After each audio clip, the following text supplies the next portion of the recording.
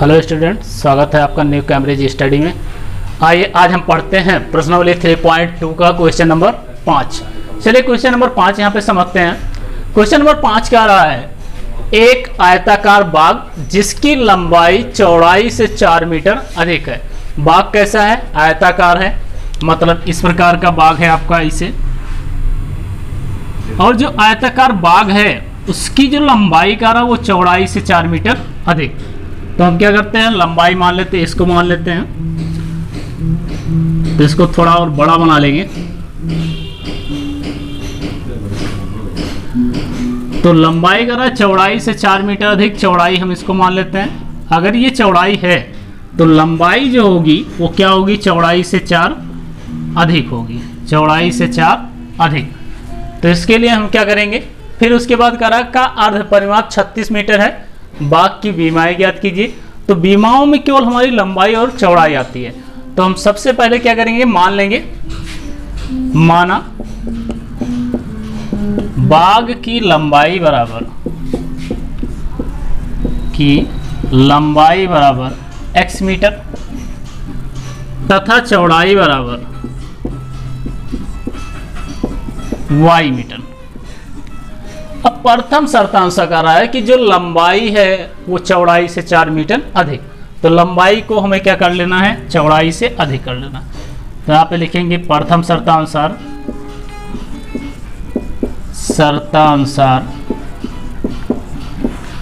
लंबाई चौड़ाई से 4 मीटर अधिक, तो चौड़ाई प्लस 4। लंबाई क्या था, x था, चौड़ाई कितना था, y, ये हो गया प्लस 4। ये कौन सा समीकरण हो गया, समीकरण 1।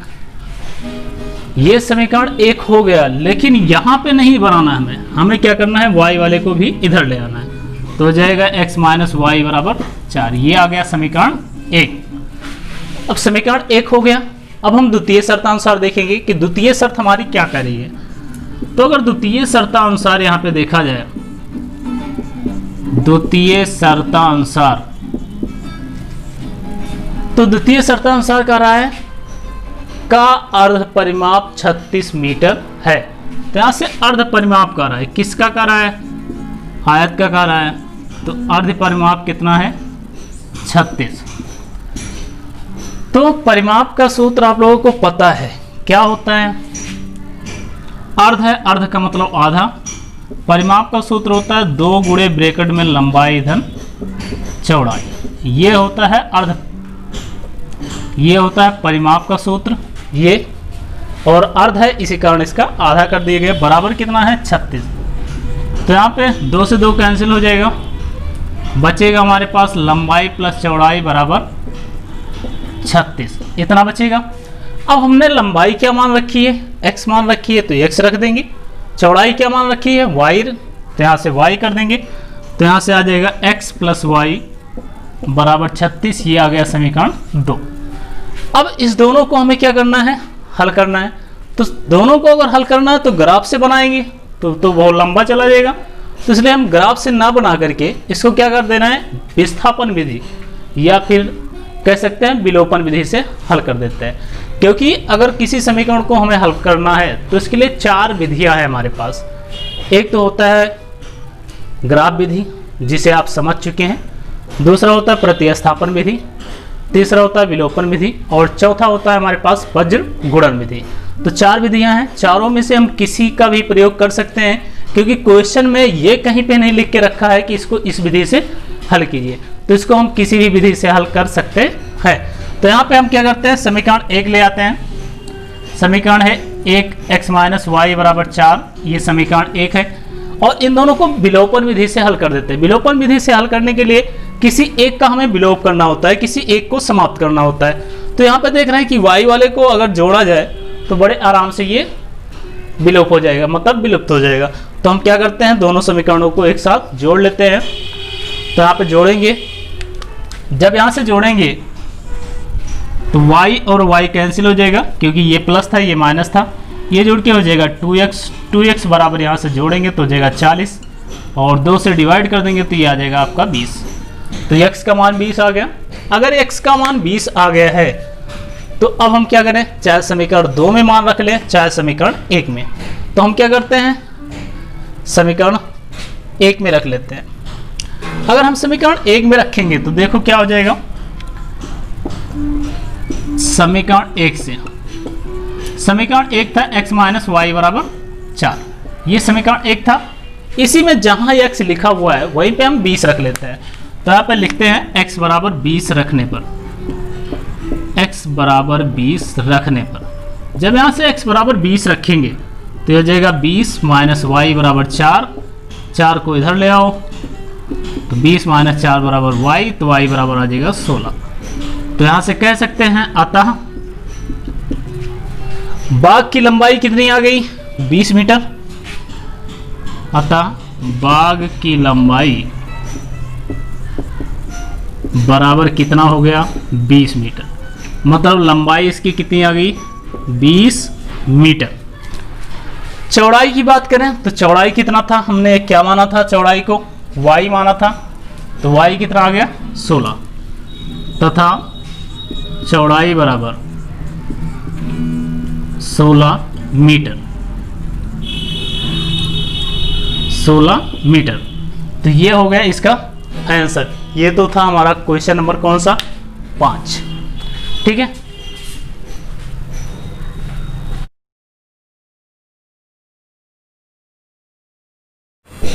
आइए देखते हैं क्वेश्चन नंबर 6। क्वेश्चन नंबर 6 का रहा है एक रैखिक समीकरण 2x प्लस 3y माइनस 8 बराबर 0 दी गई है। दो चरों में एक ऐसी रैखिक समीकरण लिखिए ताकि प्राप्त युग्म का ज्यामितीय निरूपण जैसा कि प्रच्छेद करती रेखाएं, समांतर रेखाएं, संपाती रेखाएं। कहने का मतलब है कि एक समीकरण हमें ऑलरेडी दे रखा है 2x प्लस 3y माइनस 8 बराबर 0, ये समीकरण है। अब उसके बाद कह रहा है कि हमें एक अलग से समीकरण इस प्रकार लिखना है, इस प्रकार लिखना है कि पहली रेखा जो है वो क्या होती है प्रच्छेद करती हो। प्रच्छेद करने के लिए हमेशा क्या होनी चाहिए, दो रेखाएं होनी चाहिए जिसमें एक का समीकरण दिया गया है, दूसरे का समीकरण हमें लिखना है। तो चलिए आइए लिखते हैं दूसरे का समीकरण। तो यहां से बात कर लेते हैं प्रच्छेद करती रेखा की। तो आप लोगों ने फार्मूला पढ़ा था कि जब a1 अपान a2 b1 अपान b2 के बराबर नहीं होगा तो कहते हैं कि दोनों रेखाएं क्या करेंगी प्रच्छेद करेंगी। इसका मतलब हुआ है कि a1 और a2 का जो अनुपात होना चाहिए वो b1 और b2 के अनुपात के बराबर नहीं होना चाहिए। इसका मतलब ये जो x का गुणांक है और y का गुणांक है ये दोनों आपस में बराबर नहीं होने चाहिए। तो हम ऐसा कर लेते हैं कि जो समीकरण हमें दिया गया है समीकरण उसी तरह ही लिखेंगे, बस अंतर ये रखेंगे कि दोनों का जो रेशियो है या फिर कह सकते हैं दोनों का x और y का जो गुणांक है वो आपस में बराबर नहीं होना चाहिए। तो पहला समीकरण हमें दिया गया था 2x प्लस 3y माइनस 8 बराबर 0, ये पहला समीकरण था। तो हम दूसरा समीकरण भी सेम इसी प्रकार लिखेंगे, बस क्या करेंगे x और y के गुणांक में कुछ डिफरेंस रख देंगे ताकि दोनों का जो रेशियो आए वो समान ना आए। तो हम यहाँ पे समीकरण बना रहे हैं, तो इस समीकरण को लिख देते हैं 2x माइनस 3y माइनस यहाँ पे 8 बराबर 0, ये समीकरण 2 हो गया। इस प्रकार लिख सकते हैं आप कि यहाँ पे देखा जाए अनुपात अगर देखें तो 2 तो 1 हो जाएगा, इसका अनुपात देखेंगे तो -1 हो जाएगा। तो इस प्रकार देख सकते हैं कि इनका जो अनुपात निकालेंगे 1 आएगा, लेकिन इनका अनुपात -1 आ जाएगा और इसका अनुपात 1। तो कह सकते हैं कि तीनों यहाँ पे बराबर नहीं होंगे, और जब यहाँ पे बराबर नहीं होंगे तो कहेंगे रेखाएं कैसी हैं प्रतिच्छेदी रेखाएं हैं। या फिर इसके अलावा आप लिखना चाहें तो इसके अलावा भी लिख सकते हैं। इसके अलावा क्या लिख सकते हैं, जैसे मान लीजिए हम लिख दें 3x प्लस 2y माइनस 16 बराबर 0, ये भी आपका सही है। या फिर 4x प्लस 3y प्लस 16, ये भी आपका सही है। तो इस प्रकार कई समीकरण आप लिख सकते हैं, बस अंतर क्या होना चाहिए, जो a2 और b2 होना चाहिए, ये दोनों इससे अगर मिलते भी हों तो फिर इन दोनों का जो अनुपात होना चाहिए वो अनुपात आपस में बराबर नहीं होना चाहिए। अब हम बात कर लेते हैं दूसरे की। तो दूसरा हमें क्या कर रहा है, समांतर रेखा। और समांतर रेखा के लिए हमेशा आप लोग जानते हो कि जब समांतर रेखा रहेगी तो जो A1/A2 रहेगा और B1/B2 रहेगा, ये दोनों बराबर रहेंगे, लेकिन C1 और C2 की जो वैल्यू होनी चाहिए वो क्या होनी चाहिए, चेंज होनी चाहिए। इसका मतलब जो पहला समीकरण लिखा है सेम वैसे हम समीकरण लिखेंगे, क्योंकि वहाँ पे A1 और A2 दोनों की वैल्यू बराबर रहनी चाहिए, B1 और B2 की भी वैल्यू वही रहनी चाहिए, लेकिन C1/C2 ये क्या होना चाहिए, अलग होना चाहिए। तो पहला समीकरण हमें दिया गया था 2x + 3y - 8 = 0। तो हम इसी के तरीके एक दूसरा समीकरण लिख लेंगे, बस क्या करेंगे C2 की वैल्यू चेंज कर देंगे, बाकी A2 और B2 दोनों की वैल्यू सेम रहेगी। तो यहाँ पे लिख लेंगे 2x + 3y, इन दोनों की वैल्यू सेम है A2 और B2 की, लेकिन C2 की हमें क्या करना है, चेंज करना है। तो C2 की जगह पे हम -10 कर लें, ये हो जाएगा, या फिर 2x + 3y लिख दें, यहाँ पे -12 कर लें, तब भी हो जाएगा, या फिर 2x + 3y -16 कर लें, तब भी ये हो सकता है। तो हमें इस प्रकार कह सकते हैं कि कई समीकरण हम लिख सकते हैं, बस क्या होना चाहिए, A1 और A2 दोनों की वैल्यू सेम हो, मतलब कि दोनों का रेशियो, B1 और B2 दोनों का रेशियो सेम होना चाहिए, लेकिन C1/C2 का रेशियो सेम नहीं होना चाहिए। तो ये तो बात की थी समांतर रेखा की। अब बात करें संपाती रेखा की। तो संपाती रेखा का मतलब होता है कि A1/A2, B1/B2, C1/C2 तीनों का जो रेशियो होना चाहिए वो क्या होना चाहिए, सेम होना चाहिए। तो इसका मतलब होता है कि तीनों का रेशियो सेम करने के लिए हम या तो जो समीकरण लिखा है उसी समीकरण को तो लिख नहीं सकते हैं, तो हम क्या करते हैं, इसी में कुछ गुणा करके लिख देते हैं। तो समीकरण हमें दिया है 2x + 3y - 8 = 0, ये समीकरण पहला था। तो संपाती बताना है तो इसके लिए हम क्या करेंगे, इसी में किसी चीज़ से गुणा कर दें, चाहे हम इसमें 2 से गुणा करा दें, या फिर 3 से करा दें, या फिर 4 से, जिससे चाहे आप उससे गुणा करा के इसको लिख सकते हैं।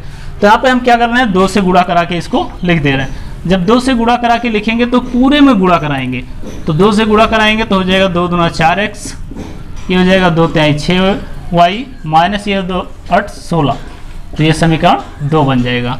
किससे गुणा किया गया था, 2 से। अब या फिर अगर हम 3 से गुणा कराएं तो 3 से गुणा कराएं क्या आ जाएगा, 3 से कराएंगे 3 दूनी 6x आ जाएगा, 3 त्रिका 9y आ जाएगा, -3 8 24, ये भी क्या हो जाएगा, संपाती हो जाएगी। या फिर अगर 3 से ना कराना चाहो तो क्या कर सकते हो, 4 से भी गुणा करा सकते हो। तो अगर 4 से गुणा कराएंगे तो हो जाएगा 4 दूनी 8x, 4 तिहाई 12y -4 8 32, तो ये भी समीकरण हो सकता है। तो इस प्रकार कह सकते हैं कि अगर हमें एक रेखा दी गई है तो उस रेखा के हिसाब से हम कई रेखाएं लिख सकते हैं, बस हमें क्या देखना है कि उनका जो रेशियो होना चाहिए उसी रेशियो को हमें देखना है।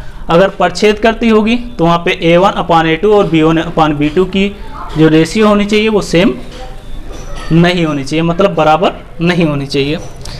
तो यहाँ पे हम देख चुके हैं कि इनका और इनका रेशियो देखा जाए, इनका और इनका रेशियो देखा जाए तो दोनों का रेशियो सेम नहीं था, इस कारण ये दोनों समीकरण। यहाँ पे 2 की रेशियो बराबर होनी चाहिए लेकिन तीसरे की बराबर नहीं होनी चाहिए। तो इनकी मतलब x का गुणांक और y की गुणांक दोनों का रेशियो सेम था, लेकिन जो C1 और C2 का था इसका रेशियो सेम नहीं था। संपाती रेखा की बात करें तो संपाती में क्या होना चाहिए था, तीनों बराबर होना चाहिए था। तो इसीलिए अगर इनका और इनका अनुपात निकालोगे, इनका अनुपात निकालोगे और इनका अनुपात निकालोगे तो तीनों का रेशियो क्या मिल जाएगा, सेम मिल जाएगा। तो बच्चों इस प्रकार ये था हमारा क्वेश्चन नंबर 6। इसकी अगली वीडियो हमारे प्लेलिस्ट में उपलब्ध है, वहाँ पे जाकर के बच्चे देख लेंगे।